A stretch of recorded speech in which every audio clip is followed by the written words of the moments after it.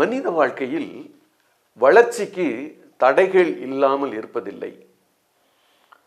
மரம், செடி, கொடிகள் எல்லாம் சில நேரங்களில் தடைகளை அனுபவிக்கிறது. ஆனாலும் அதற்குரிய பாதுகாப்பு தரப்படுகிறது. அதை நெற்களங்களாக இருக்கும், சுற்றி வேலி அடைச்சிருப்பாங்க. கனிதரும் மரங்களாக இருக்குமானால் வேலி அமைத்து பாதுகாத்து கொள்வார்கள். கொஞ்சம் வேஸ்டாகும், கொஞ்சம் மற்றவங்க எடுத்துகிட்டு போவாங்க. மற்றபடிக்கு பலன் என்பது கிடைக்கும். ஆனால் மனிதனுடைய வாழ்க்கையில் கர்த்தர் பலனை எதிர்பார்க்கிறார். அதனால தான் நீங்கள் மத்தேயு 3வது அதிகாரம் 8வது வசனத்துக்கு உங்களுடைய கவனத்தை திருப்புவீங்கன்னா, மனம் திரும்புதலுக்கு ஏற்ற கனிகளை கொடுங்கள். கடவுள் என்னையும் உங்களையும் தொட்டிருக்கிறார், என்னையும் உங்களையும் மாற்றியிருக்கிறார்.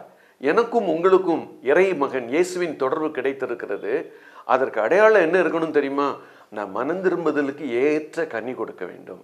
அந்த கனி கொடுப்பதை பற்றி தான் நம்ம தொடர்ந்து பார்க்க போகிறோம்.